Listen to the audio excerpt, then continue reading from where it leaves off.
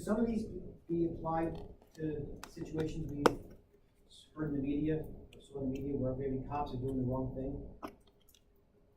Do you think some of these could be applied to that? Or ask, like, you know, like right here. The police are not to judge guilt or punish the guilty. What does that mean? Do the police decide guilt and innocence? No. What do the police do? We make an arrest, not that just because we want to, because we know that guy, that man or woman is guilty. Why do the police make an arrest? You have suspicion of a crime being committed. They have suspicion, what we call probable cause, to believe that that person is connected to a crime that has been committed. There's full establishment of elements that we have to establish to come up with probable cause and justify, I stress the word justify, the arrest of an individual to take their freedom away. But again, I keep putting in the context. This is 1829 to preach this. And have we had maybe cops abusing their power since 1829? And we'll talk about that in the evolution of law enforcement in the United States here. Absolutely. But he was so innovative that he set these foundations way back when that this became ultimately the ideal, I stress the ideal setting for law enforcement in our country. Now, the difficulty comes in, and this is where a lot of the corruption may have taken hold here as police departments were being formed in the United States. The idea of politics and its intertwining in police departments. What's politics? We hear politics. What's politics? You hear the term, somebody says, oh, that's politics. It comes up, there's a lot of different meanings that come to, or things come to mind. What comes to mind if I said, oh, that's just politics? GDP. What's that? GDP. Oh, sorry. GDP? Yeah. What's GDP? Gross domestic product? Yeah, something like that. That's like the economic thing. But we're talking about the basics of just what's politics. You think of elected officials, right? Republicans. Democrats, Republicans, parties, battling to get elected to hold office, right? Now, keep in mind that are the police supposed to enforce the laws objectively, independently? Yeah. Yeah, right. Do you think it's fair if a mayor of a town or city says, well, hey chief, I want you only to enforce these laws, or don't enforce those laws in that neighborhood, because there's a lot of my supporters in that neighborhood, but there's not in this other neighborhood. Do you think that's right? No. But that's an idea of how, that's a one little simple way that politics can interfere with the administration of law enforcement. The reality, though, is in the United States, just by the nature of how our governments are, because we talk about the police fall under which branch of government again? The executive branch. So as these police departments are being formed, politics in the United States was pretty rampant, and I'm talking about the negative connotations of politics, where influence and favors and so forth were rampant, and unfortunately, sometimes, let's say mayors or city councils, whoever would use the police as their so-called enforcement arm to help them in their political ambitions, either to get elected or to get reelected. There's personal politics and policing can be a very unhealthy mix.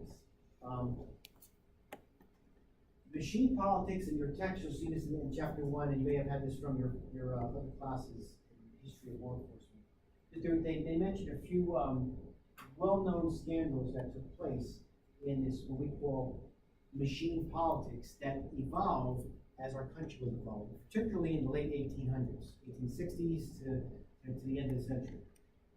Tammany Hall. The Tammany Hall political machine, what's that? Okay. You impress me if you got that. Tammany Hall was a political party that was focused in New York City during the 1860s, 1870s, and they pretty much controlled everything. And I don't have the video, I'll show you the video on Tuesday of an example. Everybody see that, I showed this in my other classes, you may have seen this before, the Gangs of New York movie. Everybody see Gangs of New York? It's on Netflix.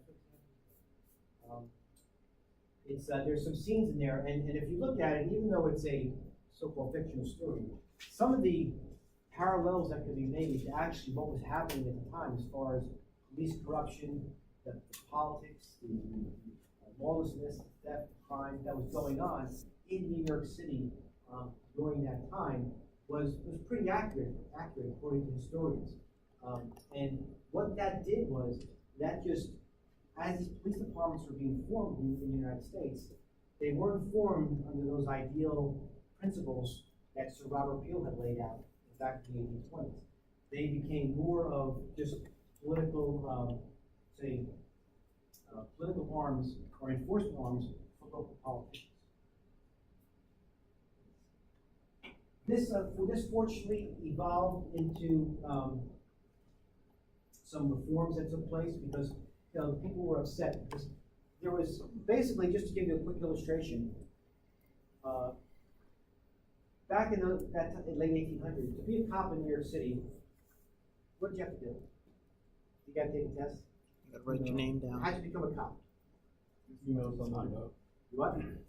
You Paid somebody someone. You or knew somebody, right? What else? Paid them. Paid someone or whatever. Thank you. Yeah, the reality was there was actually two forms of law enforcement. They had your local cops, which were like in your boroughs back then. Then you had what's called the Metropolitan Police. Metropolitan Police had like citywide jurisdiction, and the local police had, little, like those like your neighborhood cop. Your local police, there was no test, there was no nothing. If you're the political boss of that neighborhood, that area, that voting ward, and you got elected and you were in charge there, everybody who was a cop or a local cop before you got in, you could either keep some or fire some, do whatever you want. And who did you make the new cops? If you became the new political party boss in that neighborhood, All your friends. or your friends, your political buddies who helped get you elected, right? No experience, no training, no nothing. So in essence, it was a bunch of thugs, some of them, who just, took advantage of the situation and would, steal and do whatever it took to feed the political machine. Fortunately, over time, things evolved and there were reforms that were put in place. What's called the reform era back in, like say, the late 1800s, 1900s, to about 1926. Basically, there was a major focus throughout the United States to separate politics from policing. New theoretical constructs techniques for police and municipal organization and management. This was something very new, and it didn't take hold. It's just a scene from that one section of Brooklyn where this is the gangs in New York. This is the real world, this is real people right there. And that was just a cop of that. One of the key figures that actually helped get rid or start eliminating some of this local corruption in police departments was a man by the name of Teddy Roosevelt. Who's Teddy Roosevelt? Teddy Roosevelt was who? President at some He became point. president of the United States, but what many people don't realize is prior to becoming president of the United States, one of his positions he held for a couple of years was commissioner of New York City Police Department. In the late 1800s, for a period of time, he was one of several individuals who helped lead the reform efforts. How did he do this?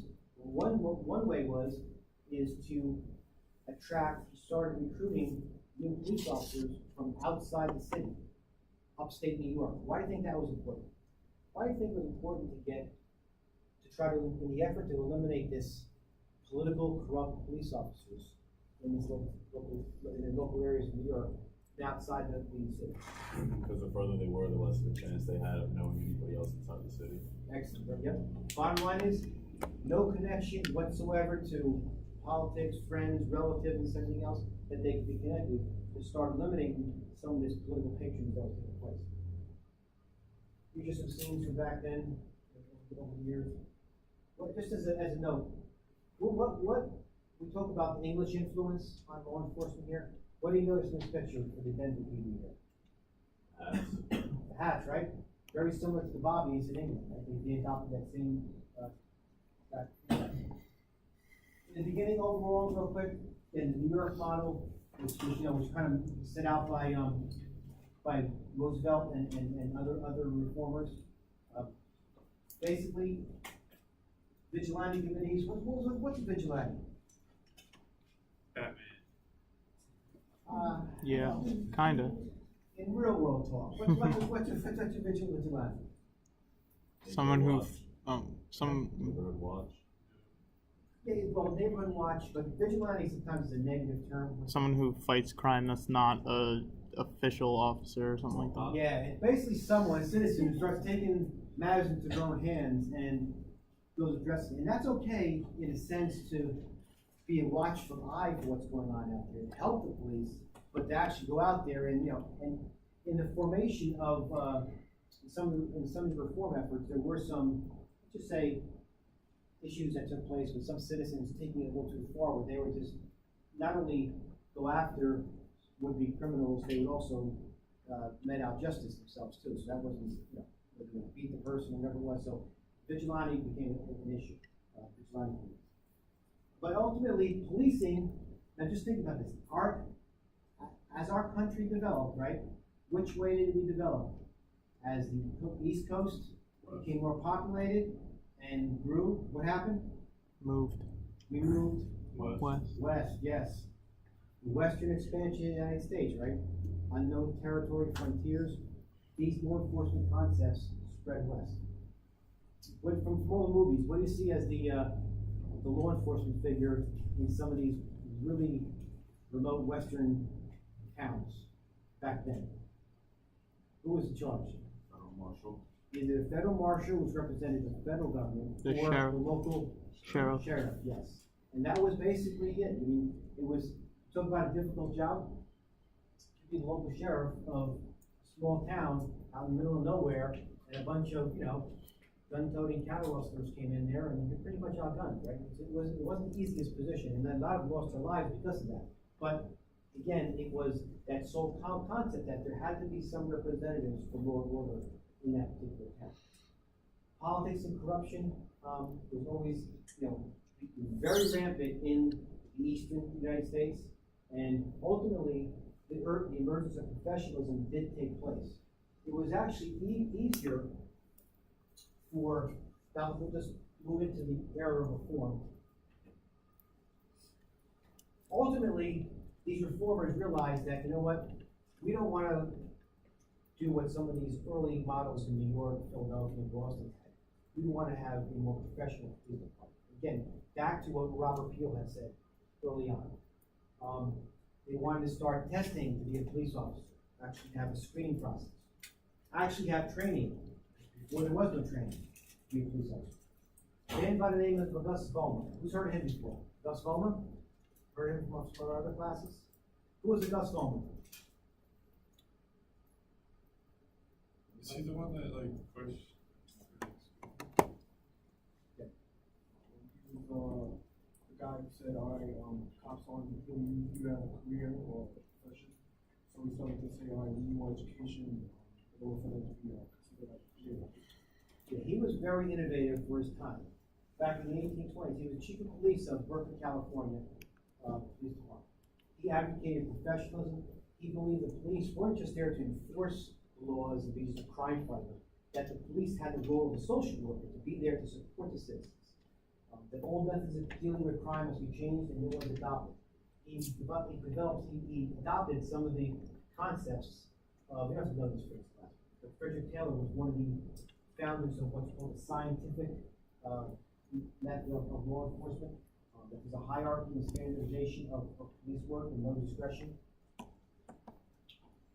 He really wanted to make the idea that, what a true professional, like you had in the medical field, he wanted to make that in the law enforcement field, to show that a law enforcement officer is truly professional. It's not just a job, like working on a factory or whatever. It's truly a profession that should be honed with training, education, and so forth. He adopted many of Peel's reforms concepts. He was the first to establish a forensic scientist as part of a police department. What's forensic scientist? Some that studies DNA fingerprints. well, that's now, but even back then, just basically studies uses what field, well, yeah, uses science applied to the field of law enforcement, crime investigations. He was the first to really adopt that formally. He was one of the first to implement the original lie detector, advocated for college-educated police officers, recruited from local colleges. Yeah, even though this sounds like pretty basic, he advocated for mobile patrol, cars, bikes. And he also was one of the first to actually do so-called crime analysis, where he would actually look at areas of the community where there are high crime areas through record keeping and statistics to help track and record what's going on, and at the same time is apply resources to where they're needed. That's old Augusta right here back in 1925. Those modern police motorcycles.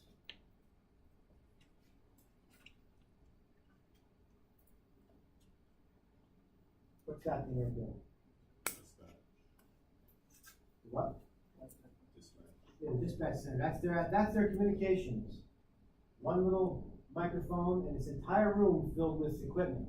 That's what it took to just broadcast one little channel on radio to a patrol car. Because he was one of the first, his department was also one of the first to actually install radios in patrol cars. Okay, things that were unheard of prior to that. That was a picture of him, of them utilizing one of the early lie detectors. What's a lie detector do? What's the term we use? What's it called today? What's the device called? Polygraph. And what's the whole concept? It measures your heart rate, basically measures your heart rate to see if you're like nervous when you're answering a question or not, and it tells if your heart rate goes up on a certain question, it'll say, oh, you're lying, and if it stays steady, then it's like, oh, you're telling the truth, but that you can only ask yes or no questions. Yeah, it's very good. It's a device to detect physiological changes that your body goes to in reacting to these questions being asked by investigators. But again, we think of, today we take it for granted, but back in the 1920s, that was pretty advanced for that time. All right, as we move out of, now Gus Goldberg, here he is now, Gus Vollmer and other reformers were starting to implement a lot of these reforms. So some police departments are adopting many of these reforms. And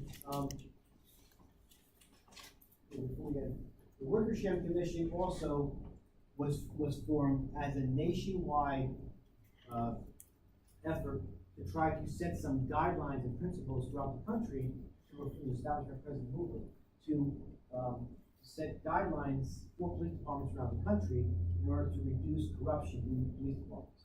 Now, do you think, as this progression was taking place from east to west, why do you think, there was corruption in many places, but the amount of corruption was greater on the East Coast than, say, in the Midwest or West Coast? Why do you think that was? Why do you think, as this reform movement was taking place, that there was still more police corruption on the East Coast cities as opposed to the Midwest or on the West Coast where Gus Vollmer was?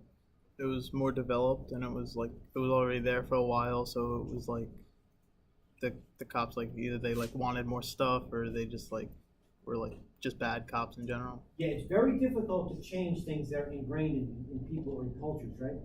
And that culture of policing that had been ingrained for decades in the East Coast cities was very hard to change overnight. Whereas these new cities that were popping up from nowhere out in the Midwest, rural areas, and the West Coast, they were able to learn from the mistakes that some of the police departments were made as far as corruption goes out in the East Coast. So there was not that there wasn't some corruption there, but it also helped minimize it. Another police founder of modern policing, O.W. Wilson, he focused on the administration of policing and the image of law enforcement being a crime fighter. Who was J. Edgar Hoover? First up. Yeah, he was he's the first FBI director, helped form the FBI back in 1924. His whole goal was, again, to set the standard as the FBI being the premier law enforcement agency in the United States at the federal level. That can also be a role model for local law enforcement. He's a professional crime fighter. His emphasis on efficiency and control, that law enforcement officers should be impartial, reduce citizen responsibility and crime control. Thin blue line. What's a thin blue line? Ever heard that term before? Thin blue line. Ever heard that term before when they refer to the police? Thin blue line. Is it like the amount of power that police actually have instead of like what they can enforce? Sort of, close. It's like the all the cops, like the force of all of them, right? But they like stand together. Well, it is basically it's a concept that the blue representing being police. That's that color blue representing police. You have to think in terms of the forms of government. What form of government do we have? Democracy, right?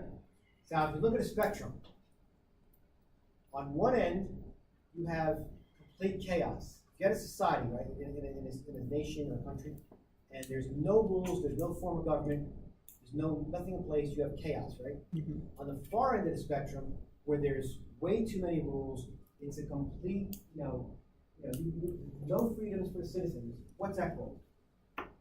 What kind of government would that be? Communist. Not communist.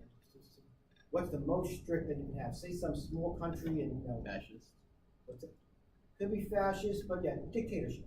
Oh. Dictatorship, meaning like there's one ruler, what he or she says goes.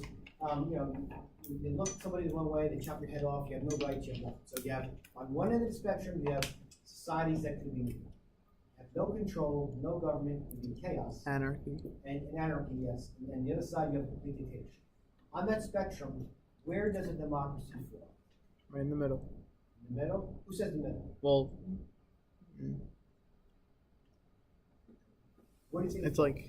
it's like 3/4 of the way that way. Actually, you know where it falls? Here's chaos. It falls right, not too far away from chaos.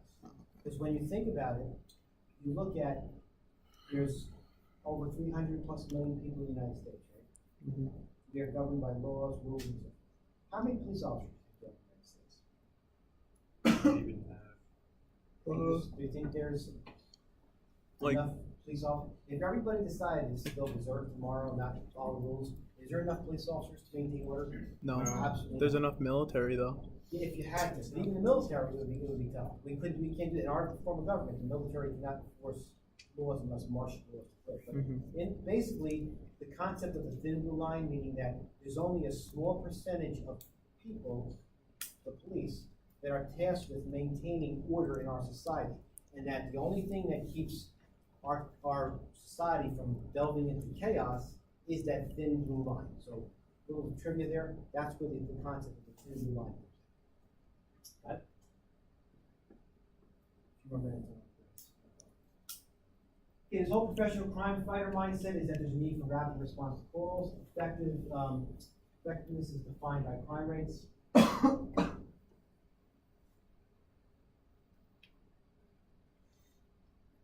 There were other, police researchers that advocated this concept of the idea of community relations and its effectiveness on law enforcement in the community. You know, I'm not gonna, you don't have to know these names, just know that there, these concepts came in during the establishment of this whole policing concept. The purposes of many programs is that the police and citizens have to participate together, that there should be improved communication and mutual understanding amongst the police and the community, and when to promote interprofessional approaches and community responsibility. That there needs to be cooperation within the criminal justice system. What do I mean by that? Cooperation within the criminal justice system. Because what components make up the CJ system? What are the some of the components that make up the CJ system? You know, the police are part of the criminal justice system, right? Jails, courts. You have corrections, and you have the courts, right? This concept was that, you know what? Even though there are three different entities, these three entities all impacted each other, so they should be working together. And as common sense as that sounds, that didn't always happen in the past. You also understand the nature and causes of problems, and in order to improve police and minority relationships, and also to have equal protections for all. So this whole idea, this crime model, this idea of the professional model is that even though there was kind of a movement toward having strict enforcement of laws during this crime fighting model, the reality was some crime continued to increase. Different commissions were formed to try to solve this. And we get into the 60s. Let me just move on. We're talking about the reform efforts. Robert Gus Vollmer back in the 1820s. A lot of reforms from the 1900s, Teddy Roosevelt time, to Gus Vollmer over the next 10, 20, 30 years. What happened? What piece of legislation was enacted that kind of put a major stoppage to this movement to professionalize law enforcement? What event, or I should say, what piece of legislation was passed that kind of stopped this evolution of increasing professionalism in law enforcement? Definitely, it was really effective. Prohibition. Yes. Well, what was prohibition? The Volstead Act was passed, right? Creating a black market for alcohol and allowing gangs to just create a giant monopoly on it. Yeah, Well, that's not what it was. That's what happened. Because everybody's aware that there was at one point in our country's history where nationwide there was a ban on the consumption of sale of alcohol. Right? Everybody aware of that? Yep. It was called the Volstead Act. Historians today describe it as probably the worst piece of legislation ever enacted in the United States. Because what it did is, like Dylan said, when you have, we talk about laws. Laws are created by people, right? And usually you think laws are created when the majority of the people feel a certain way about a topic. Well, do you think the majority of the country back then was in favor of banning alcohol? No, Why not? because they like it. Listen, many cultures, customs, no matter where the citizens immigrated from, all somehow surrounded alcohol or some form of abuse of it, right? It can be regulated, but completely banned. So ultimately, when you ban something that the majority of people are not in favor of, how enforceable is that? Not at all, exactly. So ultimately, this law was passed, all because, and if you look at the history behind how it was passed, it was influenced by a group of who? Anybody know that? Who actually influenced Congress or some congressmen? Whites.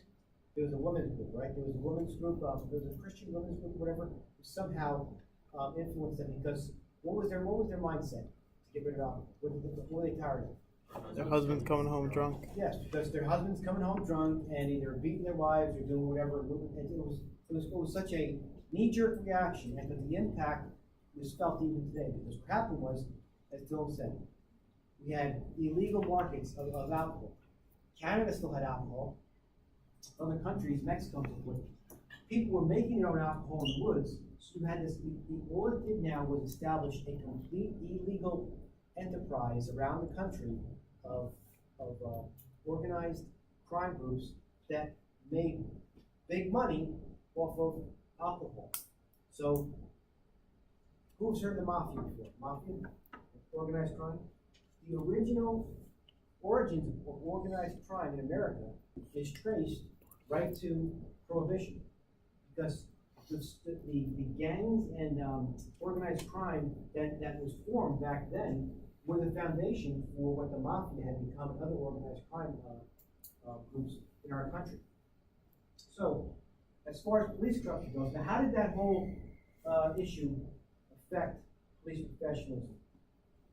Why do you think it affected the police profession? Just as we were making some great strides in getting the police more professional, getting more educated police officers, People were trying to paying the eliminate cops corruption. off. What's that? People were paying the cops off. Yeah, because basically back then, still police were not making much money at all. You could make more money doing a lot of other things than being a police officer. So now, when the truck came up Route 1 from Philadelphia going to New York, and you had a local cop and, along the road somewhere on Route 1, there's no turnpike back then, whatever, and they pull over that truck, and they walk up and says, "Hey, Johnny, how you been? How you making the monthly run? All right, yeah, how's the kids? Okay, good." Next thing you know, the envelope would come. In other words, they do payoffs. Whether it's cops, the local cops, the cops between transit. It just fostered a tremendous amount of corruption in law enforcement. All because of this illegal sale of alcohol that was going on throughout the country. Did anybody ever watch the HBO show a couple years ago, Boardwalk Empire? It's a great show.